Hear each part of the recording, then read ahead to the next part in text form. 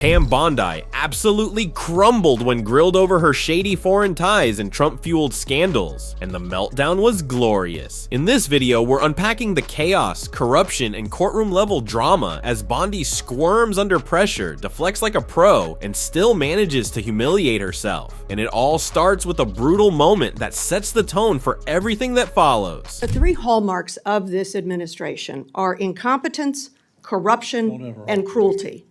I'm going to focus today on corruption. And in my mind, there are two types of corruption: personal, and then the other I'm going to call public, governmental. Attorney General, have you ever been registered as an agent of a foreign principal under the Foreign Agents Registration Act? I assume you're talking about when I represented the country of Qatar for a very short time. The answer is yes. No, hold excuse on. me. No, No. for anti-human trafficking for the World Cup. Anti-human trafficking yes or for the no? World Cup. Attorney you can't General, put words in my mouth. No. You want to talk about incompetence? You're the one that Excuse said me. Joe Biden on PBS was competent. You had to retract those words. Mr. So don't Chairman, talk to me. Don't insult me publicly. this is so discourteous. This is so outside the committee's guidelines. Taking a personal shot at me while swiping at Biden, very strange and very unprofessional of you. The answer is yes or no, and the answer is yes. You were registered as a lobbyist for Qatar. Is that correct? Yes. Never mind, don't answer. Donald Trump's legal soap opera just delivered another masterpiece of chaos, and oh boy, it's giving Veep with a side of foreign lobbying scandals. When a former Trump official can't even say yes to a simple question without throwing in the World Cup, anti-human trafficking, and a full-on meltdown, you know things are spiraling. Malene Dean went from anti-trafficking advocate to please don't answer that in under 10 seconds. And Pam Bondi, she's out here throwing tantrums because someone dared to say Biden was competent? We're not even through Act 1, and it's already getting heated. Did you disclose that when you went before for the Senate for confirmation? Yes or no? No, it was not in your documents. The answer is no. President Trump. This was discussed at my confirmation hearings in detail. It was discussed, but you failed to bring up the conflict that you had. President Trump recently announced he'd accept that $400 million Qatar airplane because it was just prettier than the one he was flying around in. Is it true that you gave advice that this was legally permissible? Yes or no? I will not discuss any advice that my Office of Legal Counsel gives to the President of the United States on any matter. When you spoke before the Senate, you said you would ask for ethical advice. Did you recuse yourself from that issue? And talking about unprofessional, you say the President wanted a jet because it's pretty? Excuse Come me. on, this is a Senate, this is a He said it congressional himself. hearing. He said it himself. Ah yes, nothing screams ethical leadership like accepting a $400 million private jet because it's prettier. Trump really treats taxpayer-funded perks like he's shopping for handbags at Mar-a-Lago. And Pam Bondi? She's out here dodging questions like she's playing dodgeball with subpoenas. First, she forgets to mention a little conflict of interest during her confirmation. Then suddenly, every legal question is off limits. Can't discuss that, can't comment on this, but she can whine about being called unprofessional while defending a man who literally chose a jet based on vibes. Now, she's ducking the spotlight like it's radioactive. Let me go to April the 2nd. You're a part of this, the president has dabbled in meme coin. He had the DOJ disband the National Cryptocurrency Enforcement Team. His son recently launched the Executive Branch Club, a private club with $500,000 memberships here in D.C. Any of this seem like it might be a problem, might be profiteering from the office, and maybe you and your ethics team might be concerned about these conflicts of interest, your own and the president and his family? Yes or no? Any concerns? What I would be concerned about in Pennsylvania are all the child sex cases that we've prosecuted, all the CSAM cases that we've prosecuted. Did you hear in my Pennsylvania. question? I That's asked what the I would witness be to concerned actually about. answer questions that are asked. Congresswoman Dean. Chairman? Please let the witness answer the question. She didn't. When in doubt, just pivot hard to child abuse. That's apparently Pam Bondi's go-to strategy. When someone asks why Trump's turning the White House into a crypto casino, we've got Trump dabbling in meme coins, Junior launching an elite 500K private club for access to power, and Bondi's like, but Pennsylvania has bad people. Ma'am, the question was about ethics, not deflection Olympics, and when pressed, she simply refuses to answer, just stares into space like she's buffering. It's the political version of I'm not touching you. And guess what? The last question is making her angry. And I would like to ask you one more question. You're not just complicit in this, you're actively helping and profiting. Isn't it true that on April the 2nd, the same day that Trump announced his chaotic tariff regime that plummeted the stock market, you sold more than $1 million worth of your shares in Trump Media stock? Trump Media stock fell 13% in the following days. Seems you avoided that loss. Well done. I yield back. May I answer that, Chairman? I complied with my ethics, and yeah, I would take a class in financial literacy if you think I profited from that, because I lost a tremendous amount of money. Congresswoman, and also on page 25 of my SJ2, it lists my involvement with Qatar for anti-human trafficking for the World Cup.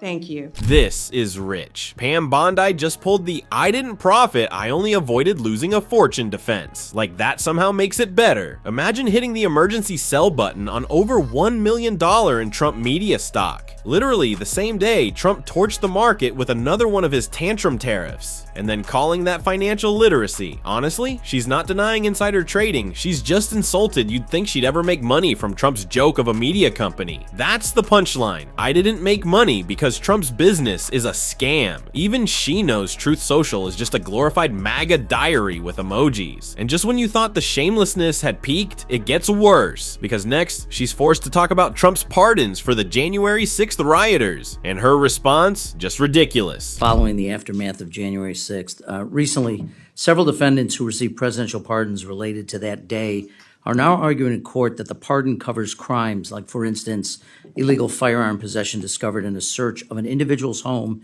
in California months after January 6th. What's your position on whether the pardons cover these separate offenses? Yeah, the pardon power rests with the president, not the Department of Justice, and some of that is pending litigation, and I cannot discuss pending litigation. Well, I'm not asking you about who has the right to a pardon. I think as the Department of Justice in February wrote, the pardon is an act of grace which removes the punishment from a crime a person has committed. It further said, in its effect, the granting of a pardon is in no sense the overturning of a judgment of conviction. It is an executive action that mitigates or sets aside punishment. So as the chief law enforcement officer, what's your opinion, not the president's power of whether he can offer a pardon? That's pretty clear in the Constitution. But for crimes committed unrelated to January 6th, would you suggest that the pardons would cover activities or crimes potentially committed outside of that by the same person? Well, I don't know if you're referring to Joe Biden pardoning his son after he said he would not pardon Hunter Biden, or the No, I actually commutation referred of to all January the 6th. I'm sorry. all the sentences that Well, the people that were on death row. I've met with those families, No, and I- all of those sentences were commuted. I'm not going to comment on pardons on either side of the aisle. Pam Bondi just gave a masterclass in political dodgeball, and somehow still managed to hit herself in the face. Asked a straightforward question about pardons for crimes outside of January 6th. She spun it into Hunter Biden, death row inmates, and a fog of random non-answers. It's like watching someone take a quiz on a book they've never read, and then blame the librarian. Also, pro tip, when you're the chief law enforcement officer, I'm not going to comment isn't the flex you think it is, and brace yourself, because this humiliating circus, oh, it's not over yet. So, well, I'm not asking about either side. I'm asking, you're the chief law enforcement officer in the United States. You have a responsibility directly, be sworn oath to the Constitution, not the president. Want to know what your views are on the extent to which pardons cover potential crimes committed by individuals who have been pardoned but unrelated to January 6th. Do you mean the ones that were done by the auto pen? I'm not going to discuss right. anything that Mr. could Chairman, be or not be I pending litigation. respectfully, Ms. DeLauro accused you of filibustering. I think that's the height of filibustering. This is a serious topic, and for you to suggest that you don't have an opinion or to divert to other things that have nothing to do with January 6 pardons, I think is frankly demeaning to your responsibilities and your job. With that, I'll yield back. Pam Bondi just gave a textbook performance in the MAGA Olympic sport of mental gymnastics. And trust me, it wasn't a gold medal routine. The question was crystal clear. Do presidential pardons cover totally unrelated crimes committed after January 6th? And Bondi's response, something about auto pins. Like she just hit shuffle on a playlist of right-wing excuses. It's almost like even she knows the truth is humiliating. Because if she actually answered, she'd have to choose between backing the blue or defending a mob that literally beat police officers with flagpoles. Was it peaceful? Was it Antifa? Was it a Trump rally? A Biden plot? A Nancy Pelosi flash mob? Even they don't know anymore. The GOP's tangled web of excuses is so messy, even they're tripping in it. And that's exactly why voices like Jamie Raskin are out here swinging the gavel of reality, because someone has to. There have only been 15 federal judges impeached in all of American history by the Congress of the United States. And it's always for corruption or bribery or income tax evasion. It's for actually engaging in a crime, a high crime or misdemeanor, not because the Congress disagrees with their analysis, much less because Congress disagrees with their correct analysis of a legal problem. It's never happened before. The Bill of Rights was added to protect the rights and freedoms of the people against abuse by the government, whether it's a Congress passing laws that infringe on liberty, or a president making up laws, usurping congressional powers, or violating constitutional rights, or indeed states trespassing the rights of the people. Now, here's the amazing thing. The framers understood, like Lord Acton, that power corrupts and absolute power corrupts absolutely. And so they arranged a constitutional system where power would be vertically divided, shared and distributed between the federal government and the states and localities, as well as horizontally distributed among the legislative, executive, and judicial branches of government. And the branches would check one another's abusive ambitions, and the people would exercise their freedoms of speech, press, assembly, petition of government, and so on to counterbalance the tyrannical propensities of government generally. We're in a dramatic constitutional confrontation today where every facet of the framers' design has been activated to try and save constitutional democracy and freedom. From the day he took office, Trump has tried to exercise powers like a king, trampling the rights of the people, usurping the powers of Congress, denouncing judges and threatening to defy the rulings of courts, and violating the legitimate authority of states and their elected officials. Jamie Raskin just brought the constitutional smackdown, and Trump's entire clown crew got roasted in real time. Raskin isn't just making a legal argument, he's delivering a full-blown history lesson with fire. The man lays it out. Impeachment isn't for legal takes you don't like. It's for actual crimes, the kind Trump's team seems to collect like trading cards. From day one, Trump treated the presidency like a throne, stomping on Congress, ignoring the courts, and acting like state laws don't apply to him. And now, Raskin is absolutely smoking Trump and his wannabe royal court. Last Saturday, June 14th, which was Flag Day and the president's birthday, he chose to stage a $45 million military parade in the streets of Washington. In response, at least 7 million anti-monarchical Americans assembled in over 2,000 protests in cities and towns across America for the unveiling of No King's Day, a magnificent demonstration of the inextinguishable resiliency of popular constitutional democracy in the face of dictatorial designs against the people. But the people marching in the streets from Philadelphia to Los Angeles, from the boundary waters of Minnesota to New Orleans, are not alone in this process. They reflect a powerful constitutional opposition in motion. Political leaders at the state level are fighting back in court along with their allies in Congress, and we are winning this fight every day in courtrooms across America. More than 328 lawsuits have been filed since Donald Trump, Stephen Miller, Pete Hegseth, Marco Rubio, and Elon Musk took office, and federal courts across the land have remarkably issued 197 preliminary injunctions or temporary restraining orders against this reign of lawlessness.